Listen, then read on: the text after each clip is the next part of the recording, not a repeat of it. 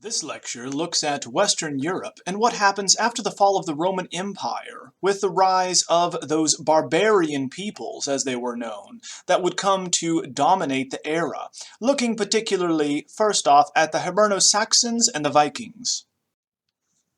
With the fall of Rome and its sack by Alaric and the Visigoths in 410 Common Era, we do know that the emperor and the pope were safe in Ravenna, the Byzantine stronghold that we will discuss in the Byzantine section.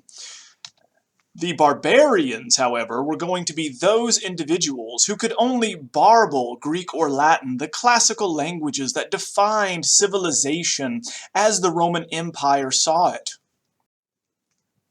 Now, exactly who these peoples were is going to vary greatly, given that we do not have a historical record for many of them. We do know that they are outside of Rome's orbit, those that are beyond the borders, say, of Hadrian's Wall, or of Germania, or the Danube, for instance. These are going to be tribes that are going to be organized by families in this tight-knit social organization that is highly nomadic.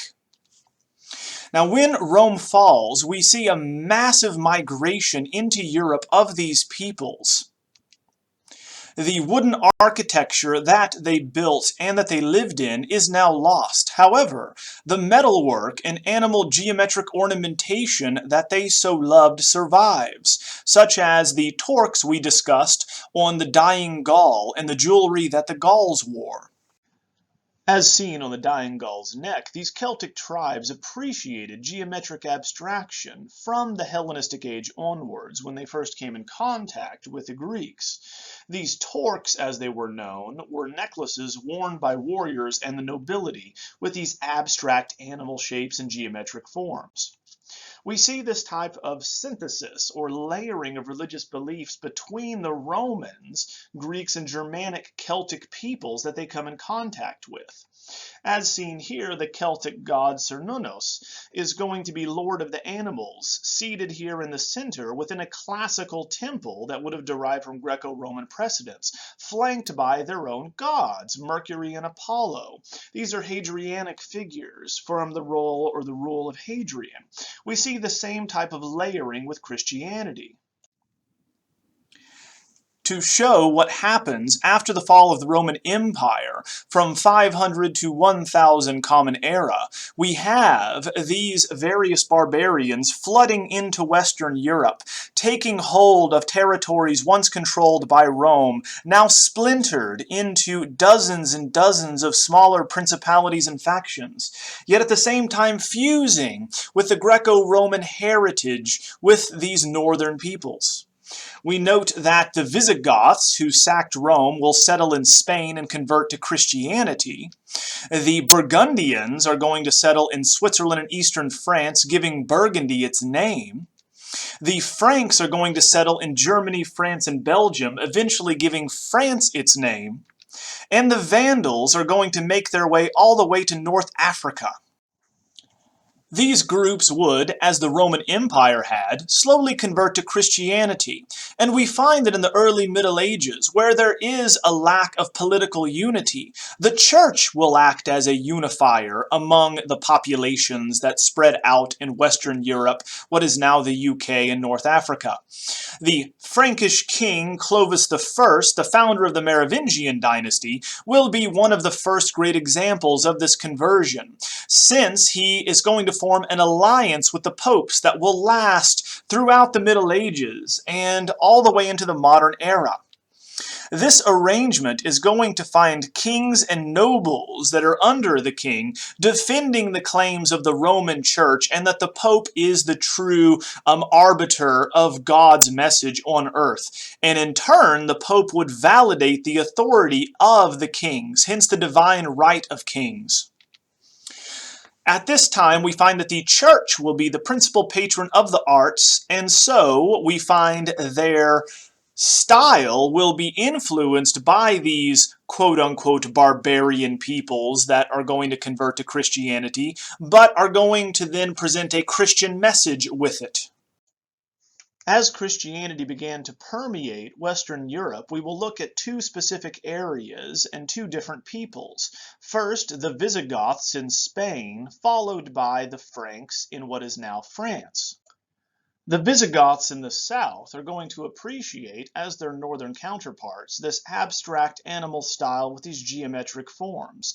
Here, in an eagle fibula, which is used to attach a garment to the shoulder, we have a cloisonné technique again, much like the Polidoro in Venice, whereby skilled metalworking craftsmen are going to put together this partitioned gold cavity that they would fill with translucent enamel inlay, giving it this wonderful translucent quality.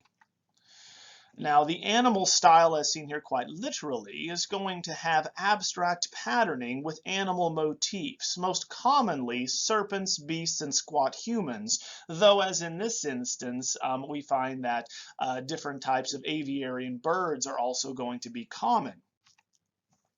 These bird-shaped brooches from northern France also show that the motif migrates northward, and that this abstract appreciation for geometric forms is fairly universal among these northern peoples in Europe that migrate there.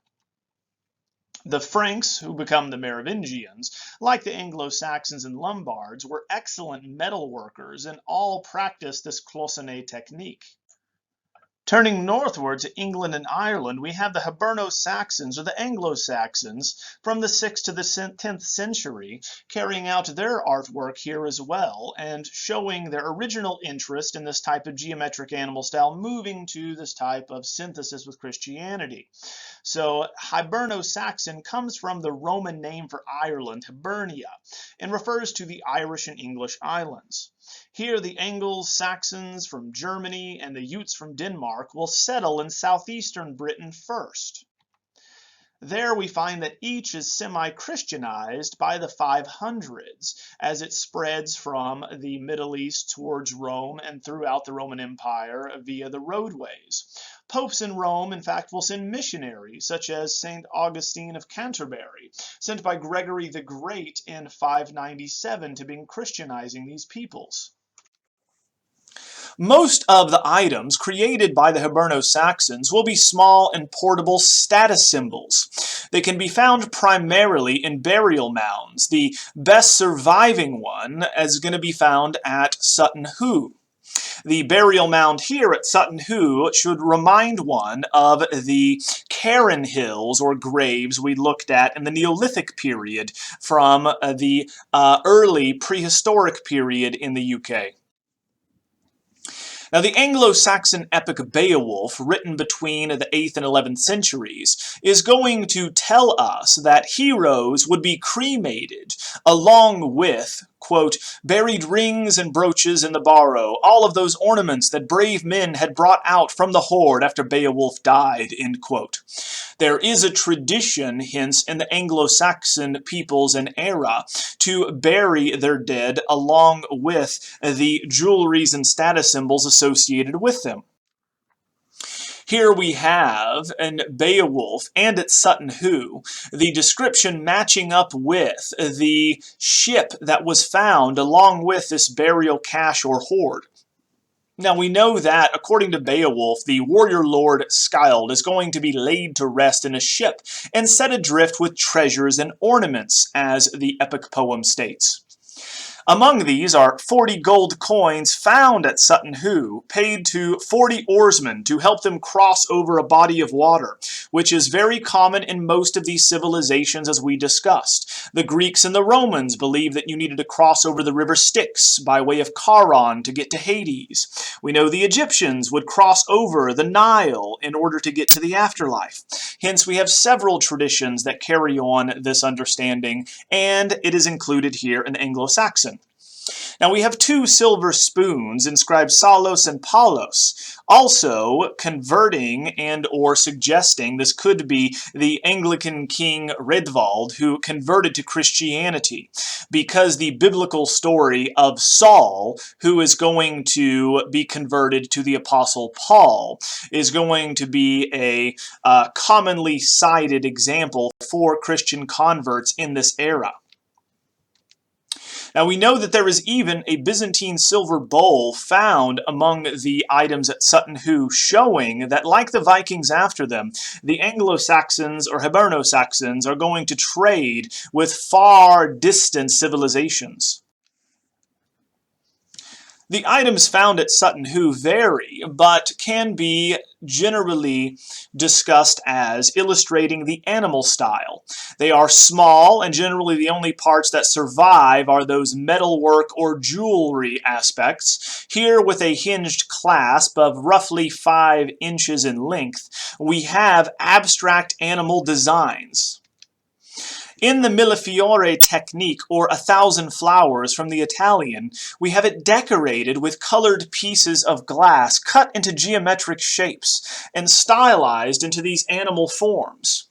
Among them, we note that we have blue, red, and black being the primary colors used. The clasp would have been for a leather body armor that would have been worn by the Anglo-Saxons, as seen in many recreations of this myth. So you would hold together the leather armor from the front to the back with these different hinge sections. Much like we discussed with the fibula that go back to the ancient Near East and Greece. If we look at a detail of the hinged clasp, we can see that we have overlapping boars and interlaced snakes. So we find that the snakes will be interlaced, biting each other's tails. That is a motif that carries on around this rectangular section or frame. In addition, we find that the overlapping boars represent strength or bravery for these peoples. So you can see their snouts below as their haunches make their way to the outer rim or sides of this given brooch.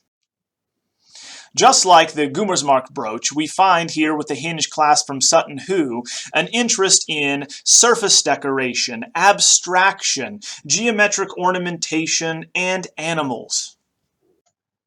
Once Christianity arrives, we see a synthesis of this type of animal style abstraction with Christian motifs. In the so-called Cumberland medallion, or medallion with the bust of Christ in the late 8th century, or the 700s, we're going to find that the style is going to certainly be pagan, but the subject matter is Christian. Here again we have a cloisonné plaque that combines the late antique and Frankish love of abstraction with an image of Christ. Here we see Christ shown facing frontally in an iconic pose with his hands out in front of him with the cruciform halo. At his sides we have the Alpha and the Omega sign flanking his head. Obviously now this is transformed into swirling linear patterns like the creatures that will flank him and those that are more common in northern art. Now the alpha can be seen off to the left, and the right-hand side has the omega. This is one of the most common attributes we find in iconography with Christ in the Middle Ages. The style, as one can see, has the same bold outlines and contours as the animal style, only now applied to a human, say a divine figure. Now, Franks adopted the codex along with Christianity, or the form of the book instead of the scroll, and they transferred their love of the animal style and bounded colorful areas to these illuminations in the manuscripts. Here we can see that the form of the cross with a lamb in the center flanked by birds and those holding on to the Alpha and the Omega sign on either side of the arms of the cross are going to be roughly the same style as that seen in the Cumberland medallion of around the same time. So here the Alpha and Omega is going to replace the image of Christ, standing in for, appropriately in an abstract fashion, Christ himself. Here we can find the same interest in birds and brightly colored kind of cloisonné enamel, also used for the coloration of the manuscript. These motifs will be carried on in the earliest examples of Christianity and its art in the Isles, and we find that they survive here in the Celtic North and West in monasteries as centers of art and learning even after the collapse or fall of the Roman Empire. Now, the monasteries were also isolated and undefended and easy victims for Viking attacks. But while the Vikings stole from and looted these monasteries, they also brought their love for abstract animal patterns or this animal style to the British Isles. In these monasteries, we have scriptoria, or writing studios, where illuminated manuscripts would be created by monks, copying books by hand.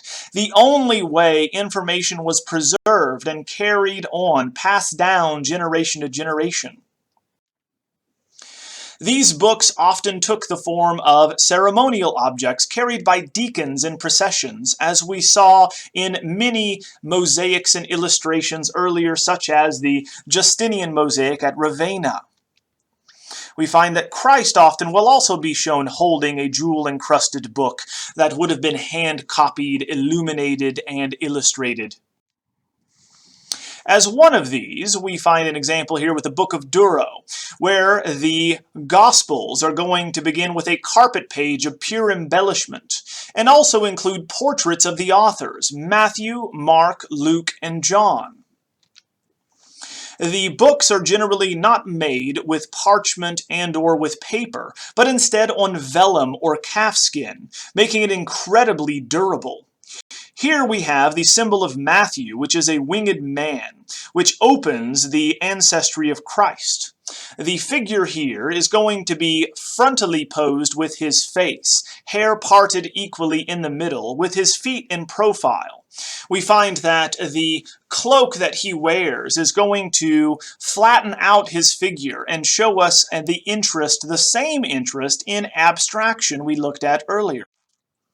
The animal style abstraction that we saw with the Gummersmark brooch and Sutton Hoo can be seen here in the intertwining patterns around St. Matthew, as well as the flat millefiore-like technique used to illustrate his body with the checkered pattern of yellow and red and green.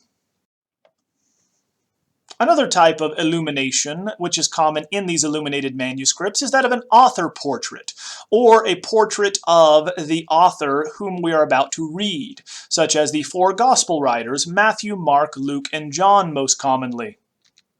In this particular example, we again have St. Matthew. Now, the model for this Lindisfarne Gospel is actually going to be taken from a classicizing book in Italy. Hence, we have many classical motifs here included. The figure of Matthew, as we see here modeled on these Roman-style books, is going to be seated and dressed as a Roman philosopher with long hair, wearing a toga and sandals, in, once again, this illusionistic space with a curtain being pulled back. As a Greek and Roman seated philosopher or poet, this is commonly understood as the Gospel writers, since they are also very educated and important writers and authors in this classical term and tradition. In turn, the classical motifs, which are included here, can be seen in the curtain, which is setting the scene indoors. The seat is at an angle, hence suggesting a type of intuitive perspective being used. It is labeled both in Greek and Latin, the most prestigious classical languages at the time, and, of course, Greek is what the New Testament would be written in, and Latin that of the Vulgate. Now, up above, we find that the symbol of St. Matthew is also included in the imago hominis, the image of man. So both the angel and the man are both present, indicating the presence of this gospel writer. Now again, we find that this is going to be still seen through the lens of the Hiberno-Saxons, and so we are uninterested in volume. We find that the forms are conceived in terms of line and color. This linear idiom is going to carry through until we reach the Carolingian Renaissance.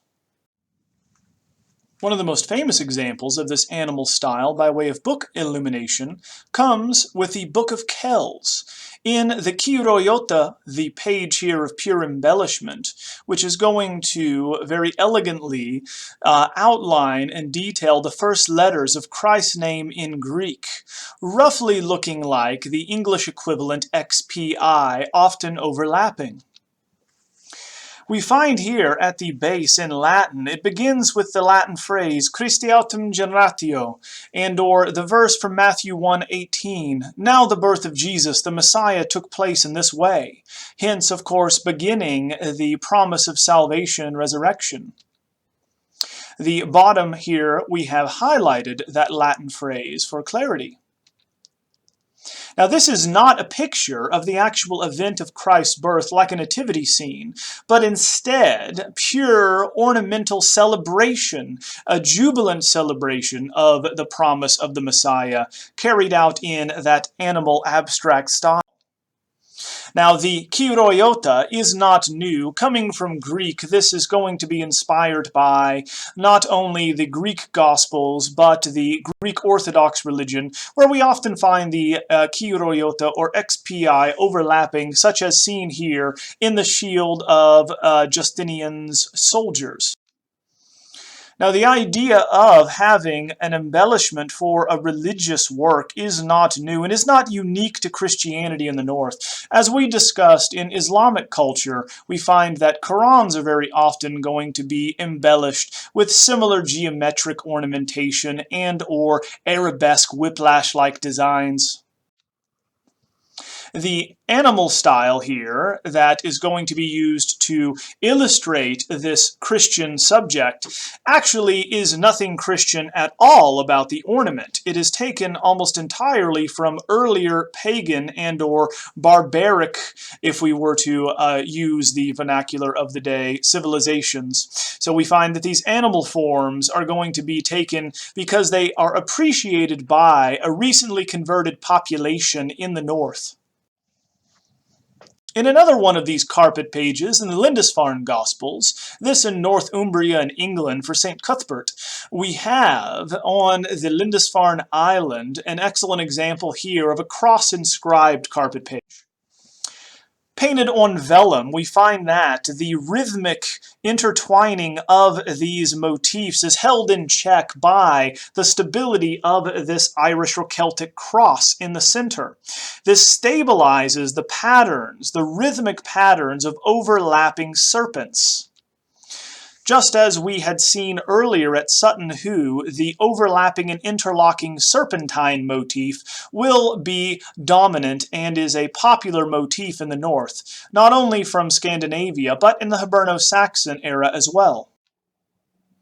This is modeled on, in fact, reliquary crosses, which are the largest sculptures at the time in existence in the north. The design is going to then be transferred by way of metalworking in this animal style as well, where we find that it is a Christian symbol, but it is illustrated in that rather pagan approach or style.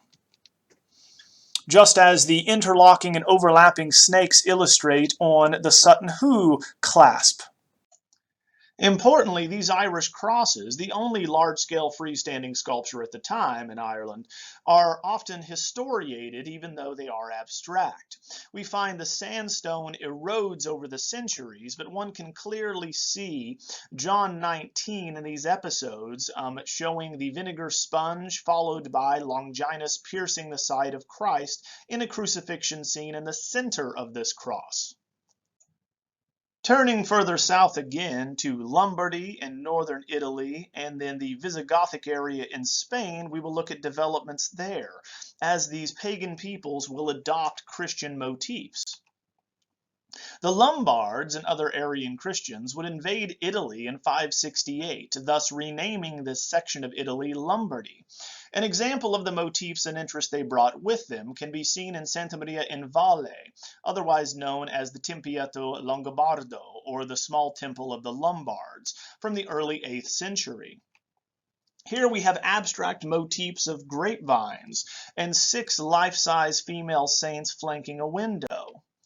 the grapevines are going to be taken from the Greco-Roman precedents and usually are associated with the god Dionysus or Bacchus, the goddess of wine, but then is adopted by Christianity to represent eternal life through the Eucharist and the sacrifice of Christ.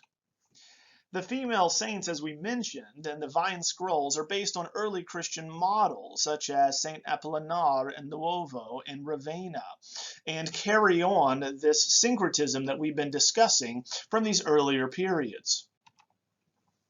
Now, the Visigoths were actually a Germanic people that were forced their way into Italy. They also were the ones that the Romans sold dog meat in exchange for enslaving their children, so they had an axe to grind against the Romans in this area. Now, King Alaric, if you remember, sacked Rome in 410, inspiring St. Augustine to write the City of God. Now, we find that they countered Visigothic power by offering them a role as allies in the region of Aquitaine, until finally Clovis and the Franks are going to drive them out in 508 down to Spain. They settled there and in Portugal, eventually converting to Arian Christianity, and they were considered to be heretics by the Roman Catholic Church. These Arian Christians of the Visigoths adopted Italian models for their basilicas with transepts, hence the traditional T-shape of the cross in the church design was retained. Inside, we have the earliest examples of historiated capitals, or those that show a narrative, along with barrel vaulting that foretells the stone carvings in Romanesque churches, much earlier, 200 years before it spread through the rest of Europe. Here we find the sacrifice of Isaac in large bulky forms, much like the contour seen in the animal style, as Abraham is about to end his son's life over an altar, with the hand of the angel coming out to stop him from the sky at the left, and the ram caught in the bushes to the right that will become the sacrifice to replace Isaac once Abraham has demonstrated his faith. So here we can see an early Christian example of the motif and how it is filtered through the love of this animal style, illustrating Genesis 22, which reads, "Take your son, your only son whom you love, Isaac, and go to the region of Moriah. Sacrifice him there as a burnt offering on a mountain I will show you." Thus, we can see all of the elements in this narrative brought together very clearly on this capital. Now, we find that Muslims would conquer Spain and convert these Visigothic churches into mosques, such as what we've discussed with the mosque at Cordoba, which in turn later on was converted back into a Christian church, interestingly enough. But the motifs seen in these Visigothic churches are going to be retained. Therefore, we might summarize, leading up to the era of Charlemagne, that early medieval art in the north is an integration of Christian motifs into said barbarian vocabulary. As they were scattered and lacking uniformity, we have many variations on this so-called animal style, from Scandinavia, England, northern France, Spain, and Lombardy. It would be Charlemagne who began the cultural and artistic unification of Europe, once he brings all these areas together under his rule. This lecture looks at the early medieval period with the emergence of the Carolingian and Ottonians. The Carolingian period is defined by the reign of Charlemagne, in Latin Carolus Magnus, or Charles the Great. He would consolidate the Frankish kingdoms, defeat the barbaric Lombards, as they were known at the time, and Christianize the Germans or Saxons in northern Germania. In a very famous bloody verdict of Verdun, 4,500 chieftains were condemned to death, for they would not convert to Christianity. So we find that Charlemagne conducts a rather effective, transformative campaign, unifying all of Western Europe under one religion. In his new Holy Roman Empire, known here as the Renovatio Imperii Romani, the renewal of the Roman Empire, he sought to reconstitute what was the Roman Empire in the West and revive the classical tradition by way of education especially. Now, the Carolingian Empire is going to encompass modern-day Germany, France, Italy, and the Low Countries, all of which are going to be controlled by one emperor. The capital of this vast empire is going to be found at Aachen, which at this time was the intellectual center of Europe.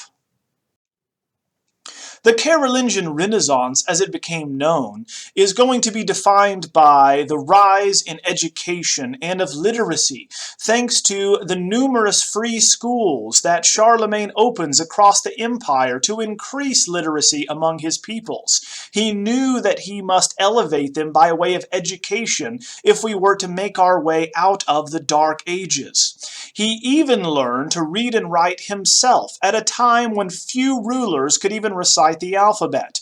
They, of course, needn't had learned how to read and write because they had scribes to do that. That is how important Charlemagne thought that education was. He would be crowned for all of his various accomplishments, the Holy Roman Emperor by Pope Leo III in St. Peter's Basilica in Rome in the year 800.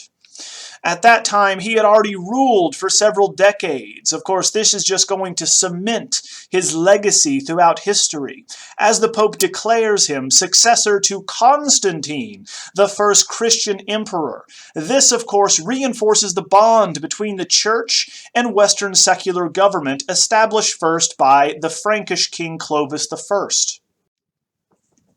In order to illustrate this newly refounded Roman Empire, Charlemagne wasted no time showing himself as one in the imperial garb one would expect.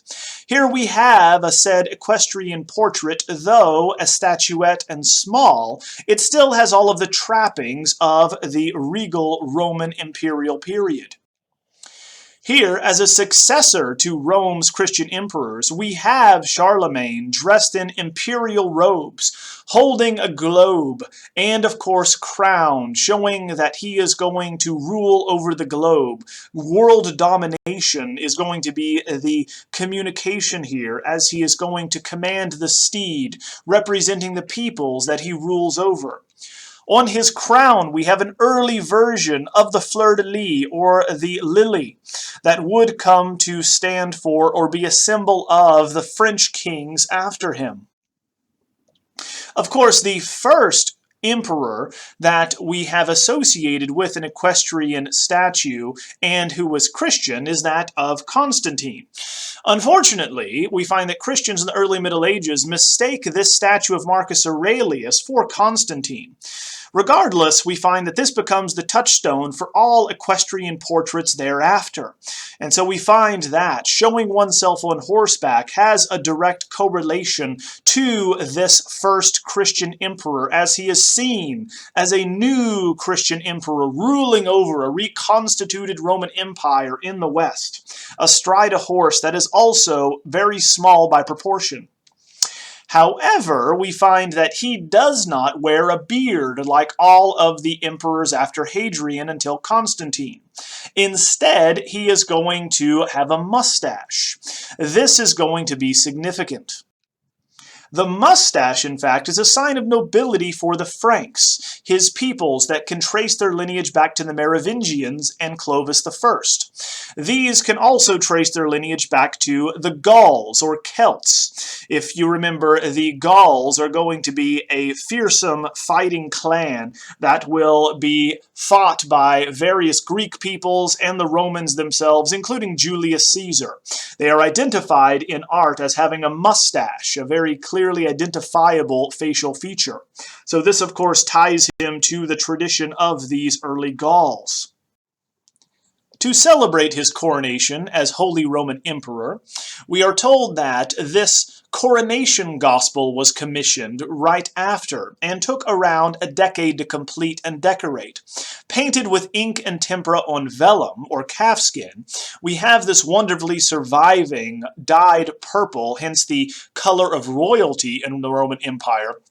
Wonderful gospel that survives, supposedly taken from his coffin or from his sarcophagus by his grandson, one of the Ottos. So here we find St. Matthew is shown writing the Gospel in a very classically inspired image.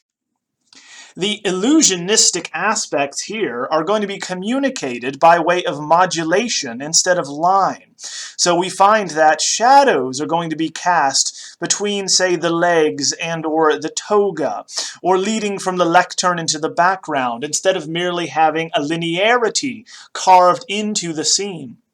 The Roman accessories, or classical accessories we might state, include a cross-legged chair, a lectern, he's wearing a toga, we are in a landscape. The frame as well is also going to be a classical motif, as it has acanthus leaves on it. If we are to compare this to the earlier Lindisfarne Gospel with St. Matthew, we can see that Charlemagne is very self-consciously modeling his works after that of the classical Gospel books they're getting from Rome. We find that the motifs, along with and combined with that interest in illusionism, in the traditional modulation that comes from antiquity, is going to signal that he is reaching back to the era of Constantine, of the original Roman emperors. Now, after Charlemagne's reign, we find that in the Ottonian era, the style will merge with the local tradition. So here in the Igbo Gospels, we find St. Matthew, the same subject, but a very different presentation. In fact, if we compare the two, they are in landscapes, but now, in the Igbo Gospels, the landscape is going to be a high horizon line. The angel is going to appear in a sketchy fashion in the upper right-hand corner. The agitated lines and linearity define the scene as it seems to quiver in front of our eyes. We find that modulation does not draw us gently into the background. Instead, overlapping lines and linear elements do that.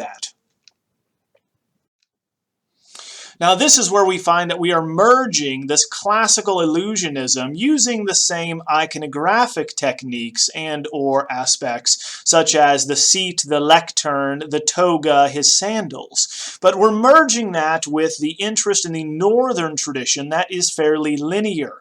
They appreciate these bounded outlines of color and agitated linear idioms. The linear idiom is also going to continue on the covers for these illuminated manuscripts, such as the Lindau Gospel seen here. We find that many of these book covers would be adorned with jewels and carefully inset by master craftsmen. The repoussé technique, as seen in the center and the gold sections, literally find that the gold is pushed out or hammered out from the back to form a type of relief here. These ceremonial books were common and carried by deacons and other ecclesiastical leaders in processions, such as we have seen in these mosaics and representations in Byzantine art, as well as in Christ Pantocrators. Christ himself often will be holding one of these bejeweled, illuminated manuscripts. The form of Christ here is not the broken, dead, and suffering Christ, but instead the Christus Triumphans, or the triumphant Christ who has overcome death, risen from the grave, and just as we are promised new life, he has resurrected. This is, of course, not just an ever-present image of Christ resurrected, but a crucifixion scene, even though fairly abstracted. In the center, we have Christ, above him in Latin, hic est rex, or here is the King of the Jews, as the biblical passage in Matthew refers. Above, we have the sun and the moon because there was an eclipse during the crucifixion. We then have angels that are going to be weeping, surrounding him in these bejeweled areas above, while below we have the Virgin and St. John the Evangelist, the witnesses at the crucifixion present as they will be wringing their hands and holding them to their cheeks, showing that they are melancholic and sad for the passing of Christ. This, however, is still going to be illustrated in that linear idiom very common from the Hiberno-Saxon era, very, very familiar with the animal style that's carried on there. So this stylistic diversity is going to bring together these Christian motifs, yet with this type of nervous energy of these surrounding figures as they're integrating more and more the classical tradition with that of the native peoples of the north. The same can be seen a century earlier with the Lindau Gospel at Salzburg, which is Hiberno-Saxon, and this type of Merovingian art coming together. Again, we have the same type of cross motif with abstract designs with serpents intertwining and eating each other's tails outside of the cross with these holy figures and bejeweled exterior. Here, this animal interlace and enamel work is going to carry on this earlier interest of these northern pagan peoples in infusing it with a new Christian iconography. Here we can see Christ with his cruciform halo very similarly and at the same time as the Cumberland medallion, showing the motif to be fairly widespread. The four evangelists can be seen in the corners, so we have a literal layering of Christian motifs on top of this Hiberno-Saxon Merovingian animal style. You can very clearly see the serpents here are going to be the backdrop for these Christian motifs. Thus, we have the same type of adoption and syncretism and synthesis of Christianity as we had earlier with these Gaelic peoples when they came in contact with the Greco-Romans. Now, the architectural models we might add for Aachen, the capital of the Carolingian Empire, are going to be found in Rome and Ravenna, those areas where we find imperial connotations from the Western emperors and the Byzantine Eastern emperors. Here, the Palatine Chapel of Charlemagne at Aachen is going to show us what Carolingian architecture is going to bequeath to the future, which is the Romanesque era. Here we have the Church of the Imperial Court, the repository for relics, including Charlemagne's own, and a mausoleum to the dead Charlemagne. Out front, we find a Westwerk and/or a western front or facade, which is going to become common in the next period. That addition of the western entrance is going to lead to our modern understanding of what a church facade is. Now, the ground floor here with the narthex in the upper story of the throne room can be seen in this section or this drawing of the Palatine Chapel of Charlemagne, his private chapel, much like you would have the Sistine Chapel for the Pope. The tribune, as seen here on the second level, would have the throne of Charlemagne himself as he could witness the Mass happening below.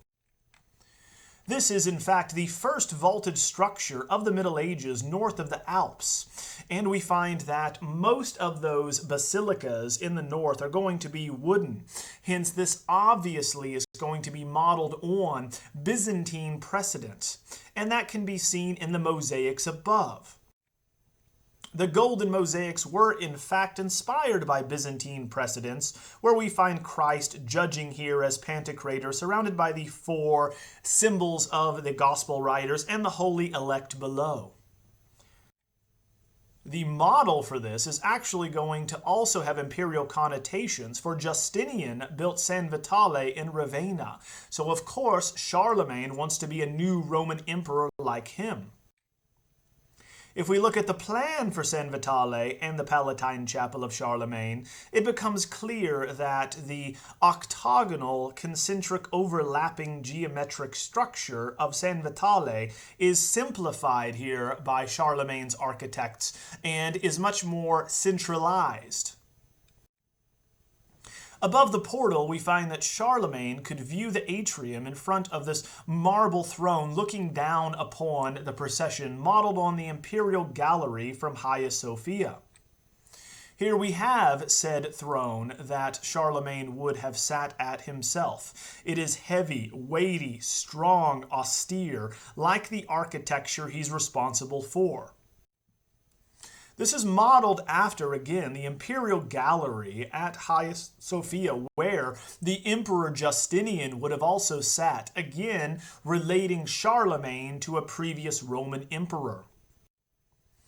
And like these earlier Byzantine churches, we find that the Palatine Chapel would have been seen in these segmented or fragmented sections because you're always behind a column or a section of the church.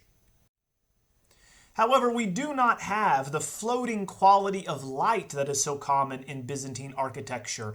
Instead, there is a new, robust strength and structural clarity to the architecture that is darker on the interior, but we can see clearly how it's going to stand up, how it's going to be constructed. This foreshadows the next version of architecture and style in the Romanesque. The Westwerk as well is going to communicate as it's carried on in the Carolingian and Ottonian eras. The strong, austere, and unornamented approach, which communicates the physical and the military might of Charlemagne and his grandsons after him. These Westwerk churches would spread throughout the empire that Charlemagne controlled. Examples can be found in Corvey, Westphalia, where these regional variations of the German Westwerk or Westwork can be seen. Here, as mentioned, the multi-towered Westwork became very common, beginning with an emphasis on the western entrance of the basilica plan. One of these consistent features we find to be carried out throughout Carolingian basilicas. Here, this western tower is going to be much larger than and much more vertically protruding than the rest of the basilica, which is going to find its roof to be much lower, nearly, of course, half the height of the overall spires of the Westwerk. So this Carolingian basilica type revived the T-shaped plans or Latin cross plans of Old St. Peter's, specifically for imperial connotations, just like the Palatine Chapel. Hence, we find Charlemagne is trying to compare himself to earlier Roman and Byzantine emperors.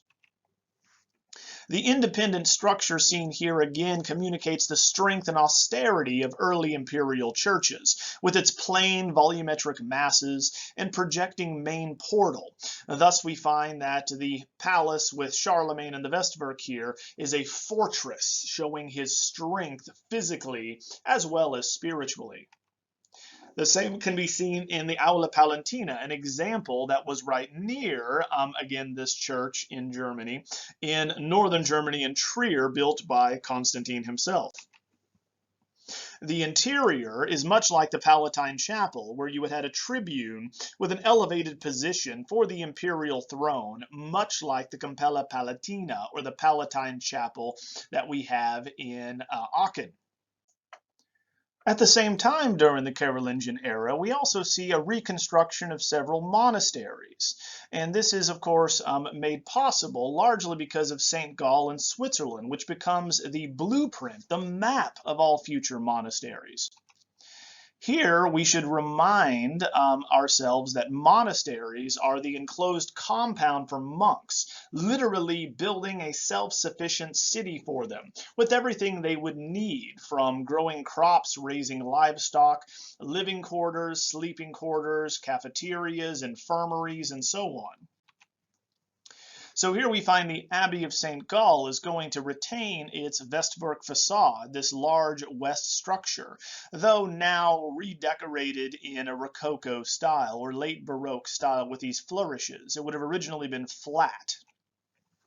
Imagine it much more like the Abbey Church of Corvey that we discussed in Germany.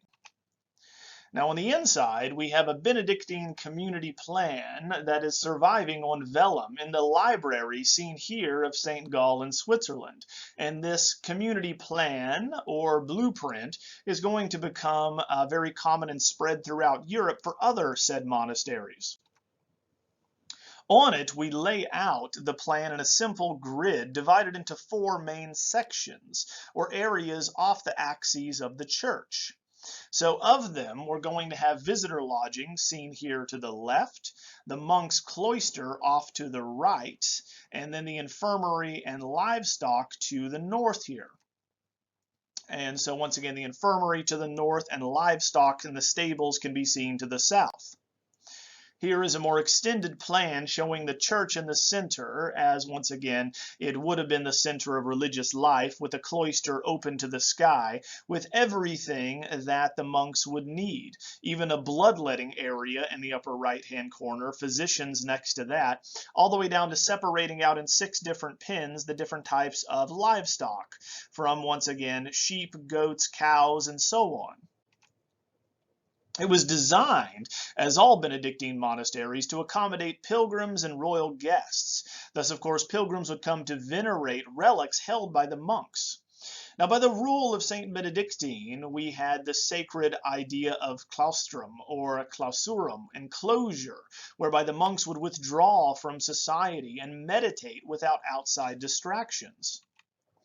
As one can see in these monasteries, the idea is to force one to look inward, literally and figuratively and spiritually.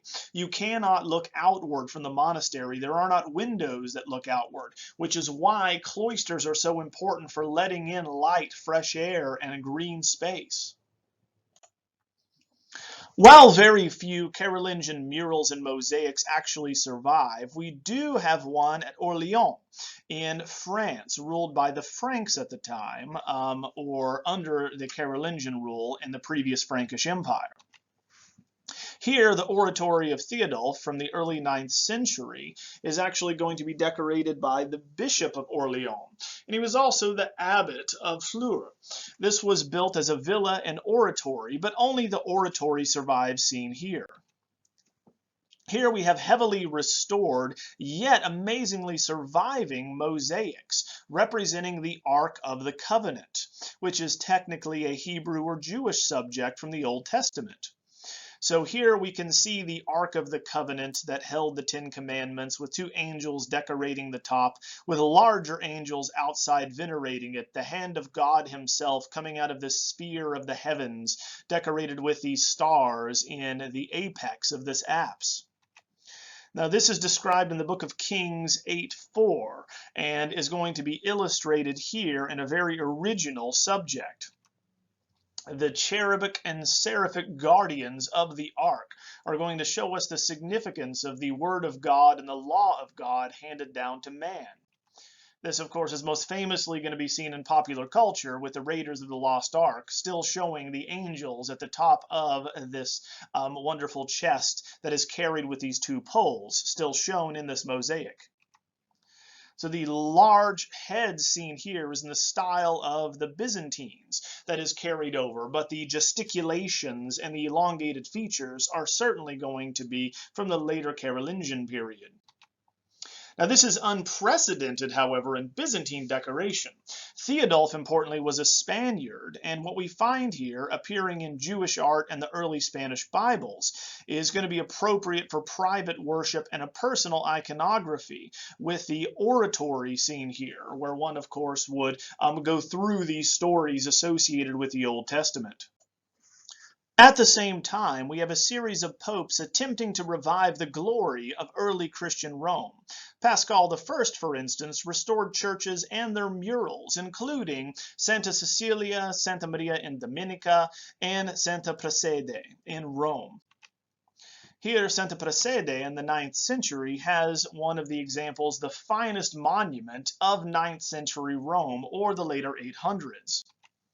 In it, it looked like St. Peter's and is going to model itself on the T-shaped or Latin cross plan, much as what we saw in the earlier Ottonian examples. It was built by Paschal as a receptacle for the new relics transferred from the catacombs. So we have all of these churches being built, and the relics of these early Christians and even early Christian martyrs moved here as it became the official religion. Now here we have a full program that survives in the form of a triumphal arch motif, which is quite interesting. Here we have the precedents in early Christian basilicas, such as at Santa Maria Maggiore that we looked at, which references and takes from the triumphal arches of ancient Roman emperors, and instead uses it to showcase the triumph of Christ over death, instead of a Roman emperor over an enemy. The adoration of the multitude of saints in heaven, which can be seen above and in the apse, comes from Revelation 19 in both of these examples, and is certainly looking to these earlier churches in the mosaics in Santa Maria Maggiore as an example. Here we can see Christ in majesty with the saints and donor, again a central figure flanked by others facing forward in this hieratic display. You can see where this is located, as right below Christ's feet it says Jordan for the river of Jordan. The flock below with these sheep are going to showcase that Christ is going to be looking over his flock, or Christians, who would be attending service in this church. He floats in the clouds, flanked by Saints Peter and Paul, who are the princes of the apostles, and the two patron saints of Rome, appropriately for where this is located. Much like the earlier example with Saints Peter and Paul flanking Christ that we saw in the Church of Saints Cosmas and Damian in Rome, we have a very similar and a very consistent iconographic model with the sheep below as well, and these colorful clouds surrounding Christ. The donor portrait, or the person that paid for this church in the decoration, can be seen to the left, with this figure holding the church itself. Cosmas and Damianus replaced in this instance by Praxedius and her sister Pudentiana can be seen on either side, dressed in the bejeweled attire of Byzantine empresses. This is very common and is based on the model that can be seen here of the donor portrait to the left holding this church of Saints Cosmas and Damianus, or Saints Cosmas and Damian in English, the anglicized version, along with Saints Peter and Paul presenting the other two saints to Christ. The full circle that we see here is returned to the golden age of Christian Rome, trying to revive the past, as Christianity had just been legalized and became the official religion, and we have all of these brand new buildings that go up to decorate and to venerate this new religion. We will now turn our attention to the era following Charlemagne after his death, and when the properties that he's going to control in this geopolitical landscape shift to his grandsons, the Ottos, and then finally look at the Vikings and their style that they will bring and eventually be Christianized. Charlemagne reigned for a very long time, and so it would be his grandsons that would inherit by Frankish law equal sections of his vast empire. They in fact break it into three different sections. Slowly we can see emerging modern Western Europe, with France in the west, the Netherlands and Belgium in the center, along with Switzerland and then Italy, and then finally Germany and Austria in the east. This is going to find Charles the Bald, Lothar, and Louis the German in the west, central, and eastern sections of the empire ruling. They are called the Ottos, hence this is the Ottonian period. The three Ottos, in fact, are going to, thanks to Frankish inheritance, divide this vast kingdom evenly among them. They would cement ties with the papacy, ensuring that Catholic Christianity is the only religion that would be practiced in their realm. They as well continue the Christianization begun by their grandfather, finally succeeding in Christianizing the Vikings in Scandinavia.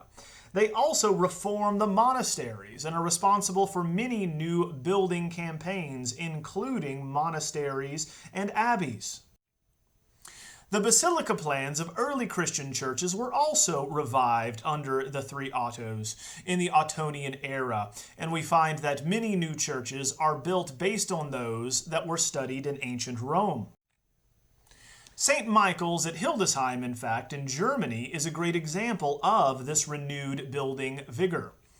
Here we find that Bishop Bernard of Hildesheim, the tutor to Otto III, would travel to Rome studying the monuments there. Returning to modern-day Germany, he would be the architect for several structures, including the one seen here, named for the Archangel. The plan, in fact, is going to be modeled on what he was very impressed by seeing, which is the Basilica Oppia of Trajan, which has dual apses. Hence, of course, St. Michael's at Hildesheim also has two apses. In addition, St. Michael's is also a modular design, built around a module of the crossing, the most common type of modular design, whereas there is a three-dimensional unit of space that is then repeated to form the transept and then the nave. This is going to make a very logical interior space that rationally relates to one another. With the alternating white and red motifs, we are also reminded of the early Visigothic Christian churches and the great mosque at Cordoba. Originally, the interior walls in the clear story above would have been covered in decorations, much like the typological narrative scenes that are still seen on the door today. Here are the doors of St. Michael's at Hildesheim, which are also based again on early Christian models, specifically the wooden doors of Santa Sabina in Rome. Cast in a single piece, we have massive, nearly 17 feet tall doors with 16 panels from the Old and New Testament, illustrating typological associations.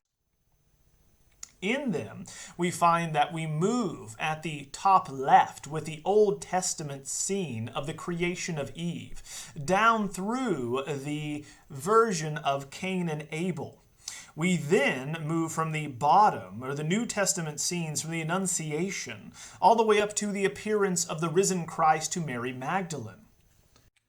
The significance of these pairings should not go understated or overlooked.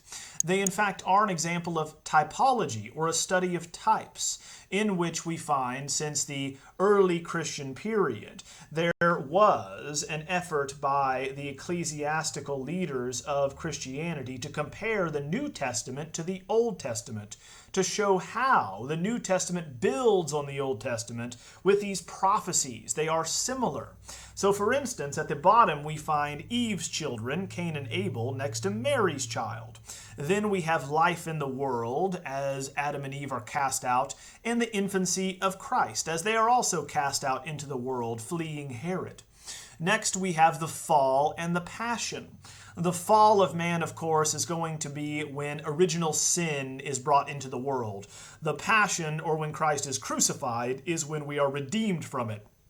And finally, we have life in paradise with Adam and Eve, and the promise of return to paradise with Christ resurrected, as we will all be resurrected. In one of these scenes, to illustrate that, we have the fall and the crucifixion. These are very often paired in the Christian mind and are still compared in sermons today. Here we have the style that was popular during the era, influenced by, again, that early Christian style that emphasizes simplicity with a very clear setting so that we understand the emotional impact very directly. In this instance, we have God here presented as Christ with a cruciform halo, still wearing his traditional beard, toga, and holding once again his testament. He is rebuking Adam, pointing with his left hand, right? The rebuking left hand that is going to judge the damned. Pointing in an accusatory fashion, Adam then covers up his nudity next to this very tropical tree. He then also points to Eve behind him, who in turn covers up and points down to the serpent below her. Even if we are an illiterate audience and have never read the Bible, we can clearly piece together the story here thanks to these very clear gestures, the emotional impact and the internal torment of Adam and Eve made also evident. As Christ here, as part of the Godhead, because we do not show God the Father, is going to be pointing, accusing Adam of violating what he promised he would not, that being eating from the tree of knowledge of good and evil. Adam then blames Eve and states that no, it was her. Eve then points down to the serpent and says, no, it was the serpent. The Style here and the typological association goes back to the earliest examples of early Christian art that we looked at, such as the sarcophagus of Unius Bassus, where we have short, wide, stout, and squat figures, a limited background, and of course a limited set of suggestions as to place us where we are in history and or the locale. Thus, of course, the message is paramount, and it is very clear here, even to an illiterate audience. We see now in the development of Christian iconography, from the earliest examples in the 5th century that we looked at with Santa Sabina on these door designs, that we now have a consistent and agreed upon iconographic convention for how these stories should be shown in their simplest and most minimalist motifs. What figures need to be present? How can we instantly understand it and agree from any part of the Christian world what story is being represented? So we started off with a very flexible and fluid approach to iconography, such as at Santa Sabina, seen here in the lower right and left, to now something that is very consistent and is set out. Now, the Ottonian narratives are going to be defined in how this is shown with very animated gestures and styles, with these fairly thin figures gesticulating around a plain background. Turning to the question of whether or not to ban images, we find that iconoclasm, or the banning of religious images, never happens in the West. But nonetheless, there still are controversies over icons and their use. For instance, the question arises, how large and lifelike can these images actually be? Are paintings, reliefs, and these other representations on a two-dimensional surface primarily instructive, or do they contain something of the divine?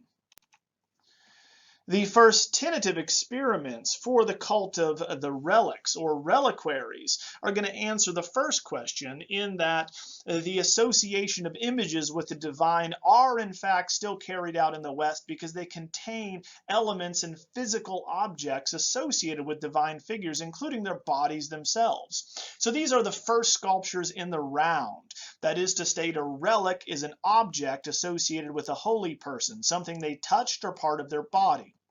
Reliquaries, as the Virgin of Essen seen here, are going to be sculptures or these objects designed to hold a relic.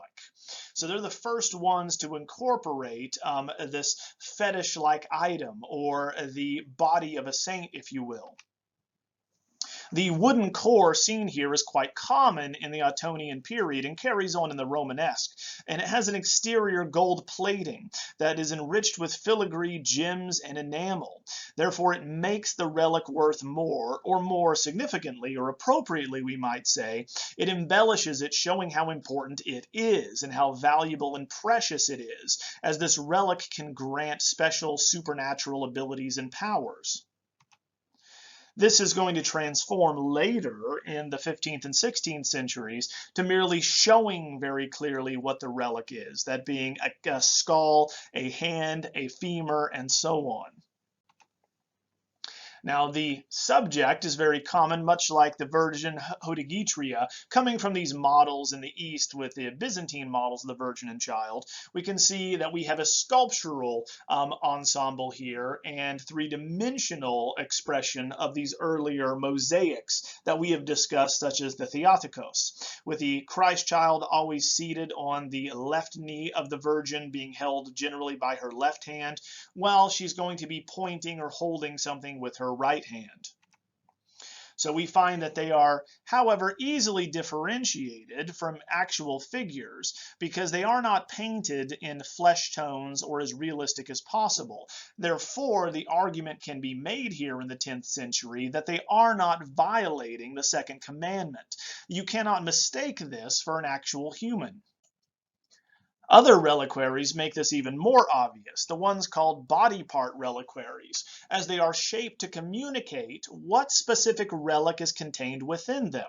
So for instance, if we talk about St. Lachton's arm, we can see that obviously a part of his hand and arm is within it, or the reliquary of St. Andrew has one of his foot bones that's going to be in it from the late 10th century. This reliquary is going to derive. Others are going to be much larger.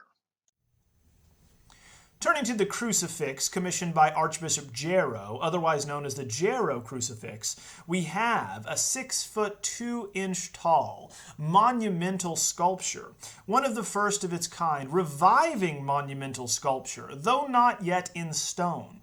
Instead, we here have a statue that functions as a reliquary. Hence, we find that it holds a relic and/or an object associated with a holy person, most commonly parts of their bodies such as bones, skin, hair, but could also be clothing such as the Shroud of Turin, for instance, or Veronica's veil. Here, instead of the triumphant Christ who has overcome death and has risen, we now have the suffering Christ, the Christus Patiens, and he now is bearded and dead. His body sags limp. He looks down to his right. This is influenced not by the Hiberno-Saxons in the north, but instead by the Byzantines. The Byzantine version of the dead Christ is significant here because we find that the Ottonians are going to align themselves with many customs associated with the Byzantines.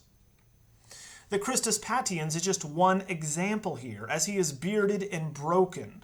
And of course, we are emphasizing contours and chrysography, the outlines that are so common, yet mixing the classical bulk and clarity that Middle Byzantine art is so known for at the same time. Turning now to Ottonian manuscript illumination, we can see the interest in immediacy and vividness through the intense colors and sharp lines. The organization is going to be derived from early Christian examples and illustrations, whereas an image will be offset by a frame surrounded by text. The Codex Egberti here, from 977 to 93 in Trier, is going to be an example of this, with simple backgrounds, large figures in the foreground with clear gesticulations or hand gestures, and often identified with text above their heads. So these bright silhouettes are going to be set against an abstract background with these heavy outlines and long arc shapes. Therefore, the Ottonian narrative is a very animated style with these thin figures gesticulating again against a plain background, and the narrative clarity is what is paramount here. Where is it taking place? Who is involved in the narrative? What are they doing? Now, Otto III will move his capital to Rome, right, instead of the north at Aachen, where his grandfather had the capital. This is going to coincide with a turn to Byzantine imperial rituals. They dress like Byzantine emperors, and they're going to carry out and emulate those in the Christian East. Not surprising then, the illuminated manuscripts reflect Byzantine models as well. Here we find the Aachen Gospels of Otto III, completed around the year 1000. In this instance, we have Christ washing the feet of his disciples. Now, the Ottonians are going to be looking to manuscripts of the Byzantines that could easily be brought over to the West and copied. Comparing it to Byzantine examples we've seen before, there is an emphasis on outline and contour as well as stylization. So we notice that we are mixing the classical tradition, yet subduing it for expressive purposes. The figures are elongated, the contours clear and outlined. Thus, this becomes the style that will be dominant and inform the next period of art in the West. Compared to the Codex Egberti, we can see the Aachen Gospels of Otto III here have the same type of emphasis on long arcing contours, a flat background, such as what we see here with the gold behind Christ, not to distract from him, not to give a three-dimensional sense, but also containing a very simple architectural structure to locate the narrative in a time and place. Therefore, we're foretelling Romanesque figural style here, which is attenuative and expressive, and the figures move beyond the classical tradition. The proportions of the body, very similar to what we looked at with the crucifix here of Christ and the reliquary. Turning our attention back to Scandinavia, we have the main Viking routes opening up in 792 to 870, and we find that they will spread their culture throughout Western and Eastern Europe, making their way all the way to the Americas. Their name coming from Viking, or the people from the coves. We know that the French are going to find them so bothersome, they buy them off by giving them a section of northern France, still called Normandy to this day, for Northmen. Now, they sent out flotillas of up to 350 ships across Europe and the Atlantic through the 9th and 10th centuries, sailing nearly 200 miles a day. We know, famously, that Leif Erikson reached North America in the year 1000, well ahead of Christopher Columbus and his exploits. The ships with which the Vikings sailed the seas are often decorated with sleek sea serpents. They are used for burials and journeys, especially passages to Valhalla, used to hasten the journey to the afterlife. Here at Oslo, we have the Osberg ship, which was looted and is 75 feet long, but it was originally for 2 women, a queen and her companion, along with 12 horses, dogs, and an ox. Even though the hoard was looted, the ship remains intact and gives us a good indication as to how the Vikings make a very shallow draft in a ship that is both seaworthy and capable of sailing up shallow rivers. The same carries on from that earlier burial ship that we looked at from Sutton Hoo, showing that the same cultures were communicating and sharing technological innovations and ideas. The prow of the ship is going to spiral into a serpent's head. The bands of interlacing animals surrounding it, including dragons, carry on that interest in the animal style that so dominated the era before, such as what we looked at with the Gummismark brooch. The animal head post of the ship makes this even more clear, as we see the form of this type of animal dragon-like head is going to be obscured by the interest in abstract geometric form and ornamentation. So this fantastical creature here is roaring with its mouth open, and it is divided into different compartments, much like and mirroring, imitating the same type of cloisonné work with different patterns for these different areas. The Danish king Harald Bluetooth is going to order that many stones be placed near a smaller rune stone to celebrate the fact that he had Christianized the Danes. When these peoples of the north, the Vikings, become Christian, they adopt or use many of their same interests and integrate Christian symbolism and iconography into them. In this instance, we have a rune stone which was commissioned for inscriptions. An early version of the Germanic alphabet can be seen to the left, while a picture stone would be commissioned in order to illustrate the significance of the rune stone, this one having figural decoration. On the inscription, we hear that, at 8 feet tall, King Harald had this memorial made for Gorm, his father, and Thyra, his mother, one for himself, all Denmark and Norway, and made the Danes Christians. Hence we are celebrating as a standard stele motif going back to the ancient Middle East, that something has happened. There is an event this is recording, and that is the Christianization of this area in Denmark.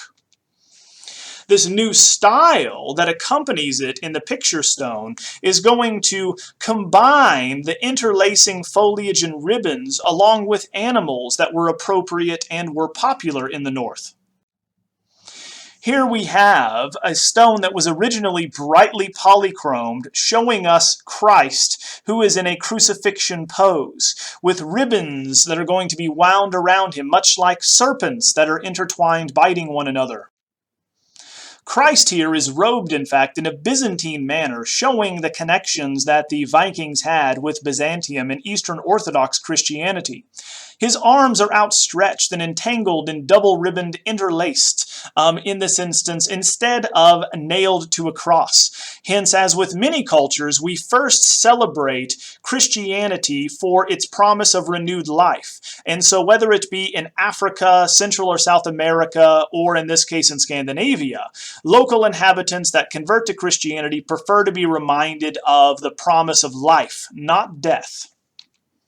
Here is another version of it that was repainted, illustrating it more clearly, with the figure of Christ, his arms outstretched, eyes open, the promise of eternal life, that you will live forever.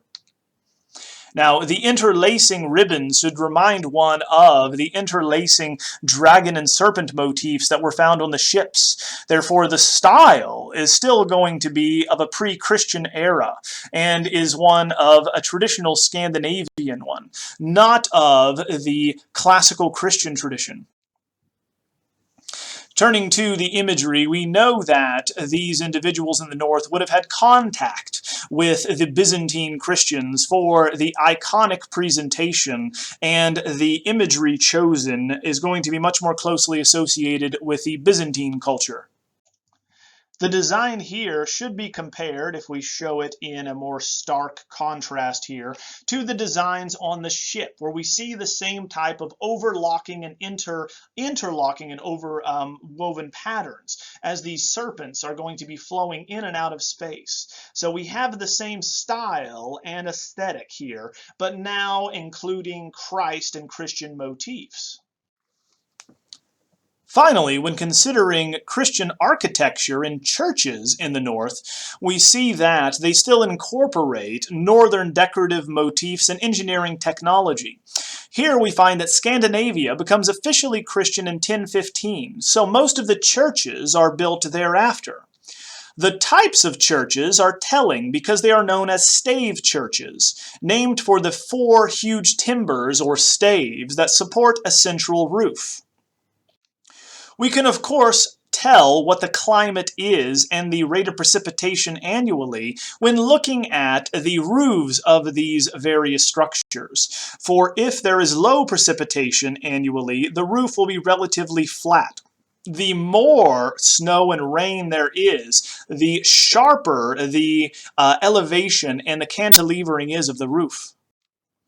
Looking in the center, we note that these churches are very tall, but quite narrow, only being able to hold a very small parish or village.